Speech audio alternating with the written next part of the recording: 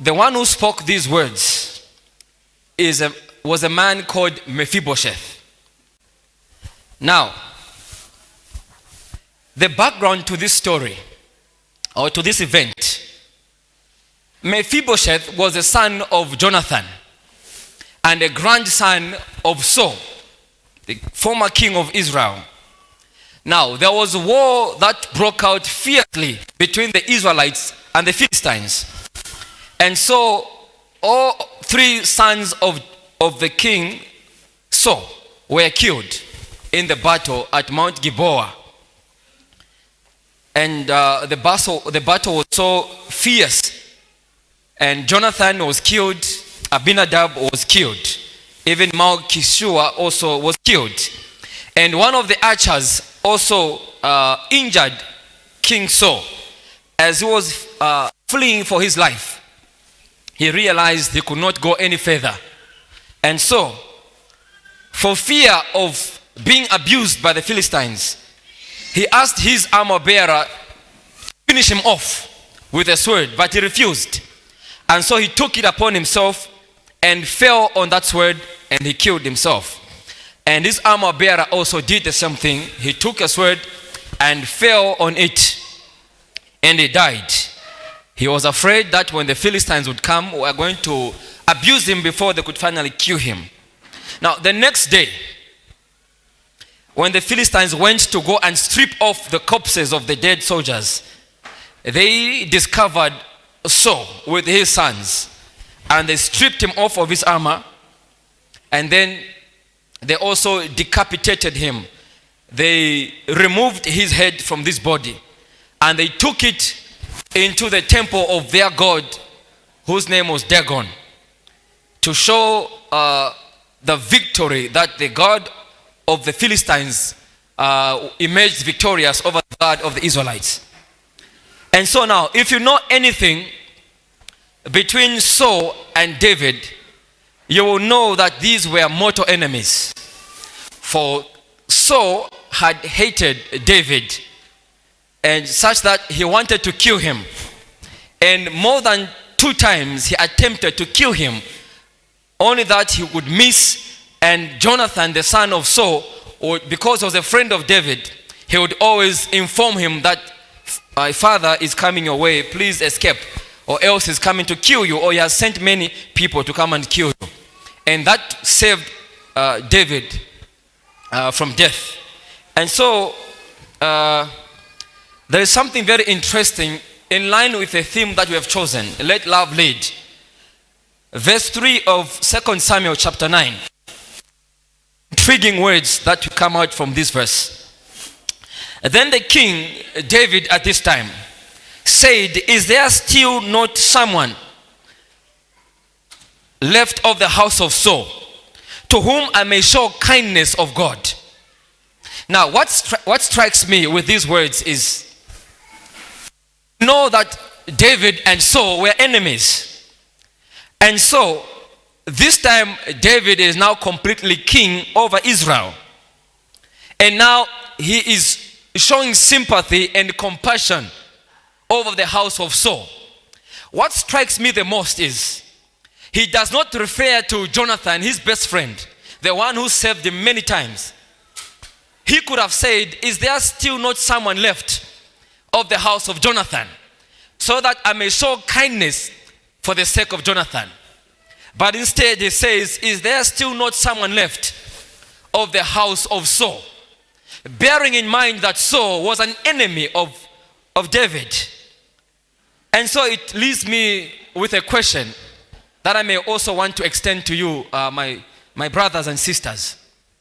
Which one among you, even as singers, as the theme we have chosen, let love lead, which one amongst ourselves can want to show compassion and kindness and true love indeed to a son of an enemy, the one who wanted to kill him? Both Israel and David knew of this matter.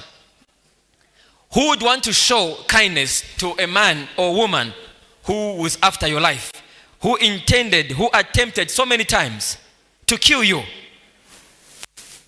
I mean, if I'd asked that we raised our hands, I don't think we would have such a person in here. Many of you have, because of maybe what you've dreamt about someone wanting to kill you in your dreams and all those things. And there could be church members, and because of that, they become enemies. You become enemies. You will not even share a bench or anything like that, because you are going to develop a grudge against that person, because you know that they're after your life. Now, David is demonstrating true love indeed by not considering what Saul, his enemy, did, attempting to kill his life.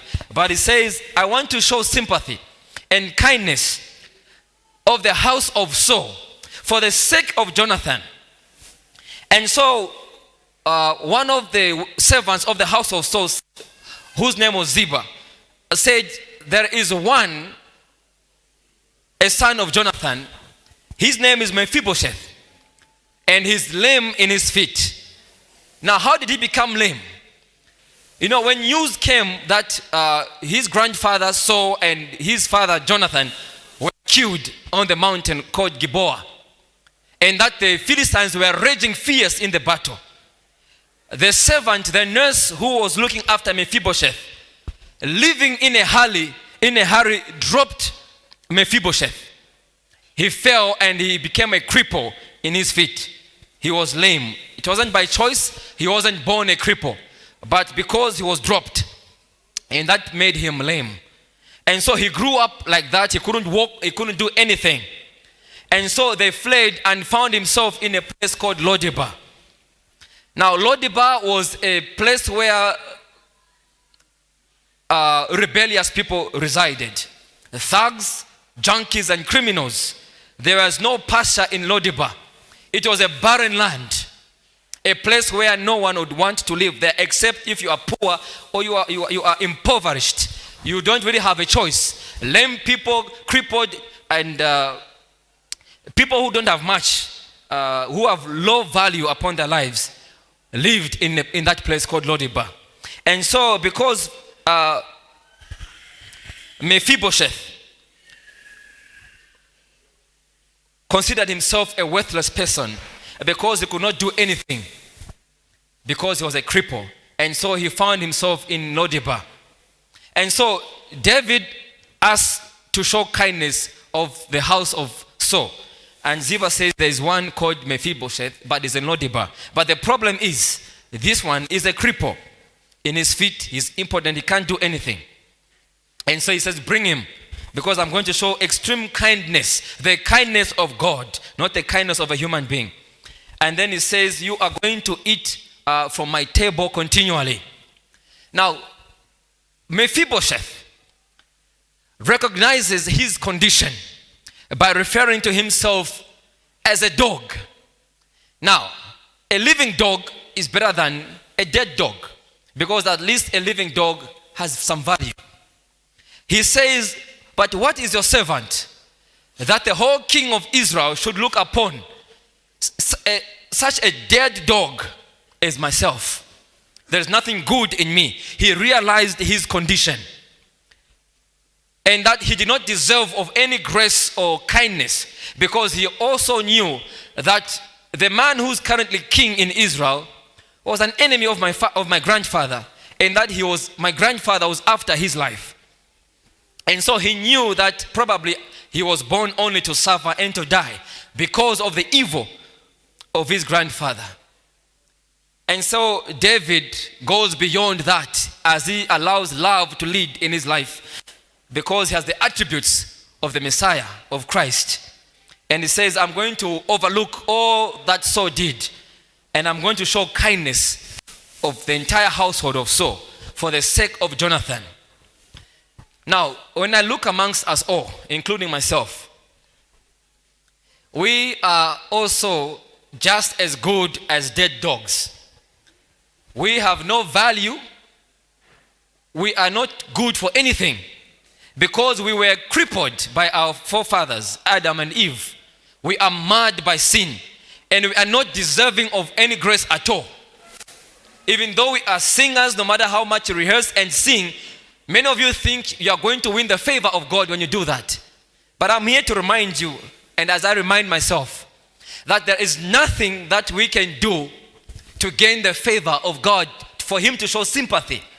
We are just as good as dead dogs. We have no value. We reside in a barren land called Lodibar. The only reason why God is compassionate over us is only because of his son, Jesus. For the sake of Christ, God shows compassion over us, disgruntled sinners, crippled, nothing good. Although some of us are proud, and I know that pride is the major component for most singers, because we have got a beautiful voice, you are beautiful in stature, you wear good clothes, and you drive, you are good looking, and you think because of that God has compassion on you, you are worthy. But I'm here to remind you that no matter what you do, like Isaiah said, that our righteousness are like filthy rags. There is nothing good in us. And Mephibosheth did not deserve grace at all. No matter how sorry he could have been, anyone in the entire camp of Israel could not have given a charge to David if he wanted to kill him. Because for starters, Saul was an enemy of David. And if it were up to you, most of us would even say, in fact, let them just perish over there. Because after all, his grandfather was after my life. So I don't care what happens to him. It's not even up to me to do kindness, but it goes beyond by showing kindness. Otherwise, it was not because he deserved grace. It was not because he deserved kindness because he was a cripple. He was born to perish just like he was. But the only reason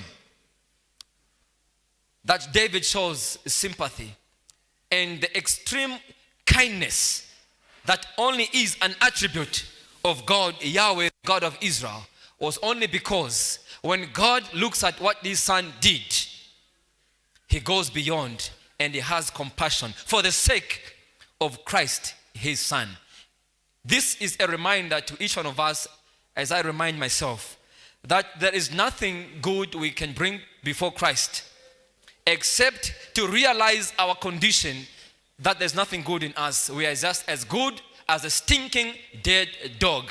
But for the sake of Christ, he imputes righteousness on us, and we become good, and we become adopted sons and daughters of God because of the merits and the good character of Jesus Christ. As singers, let us develop this good attribute. David was a full-blown musician who demonstrated true principles and attributes of love, the love of God. So let us not only become proud in our voices because we belong to this good musical group that is doing so well, and we become proud and we neglect the principles of love, the way this musician David exerted love, and he showed it towards Mephibosheth. This serves as a reminder that we are not good no matter how well you sing. We are not even deserving of grace at all. It was unmerited favor. Pardon. That was only at the discretion of David, not because Mephibosheth did something which was deserving of grace. No. And there is nothing that we have done or nothing we'll ever do that we deserve grace. Only because of the merits of Jesus. Only because of the merits of Jonathan. That's why David had compassion over the household. The entire household of Saul, his enemy. Love overlooks those that persecute you. Love conquers all. There is harmony, there is kindness in love. So let love lead indeed. May God bless you.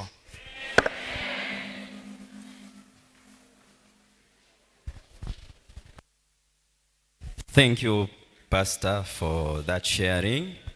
Indeed, let love lead. And love is a verb. Before I call the pastor to come and give us a dedicatory prayer, may I invite the Loud Cry family to give us a special song.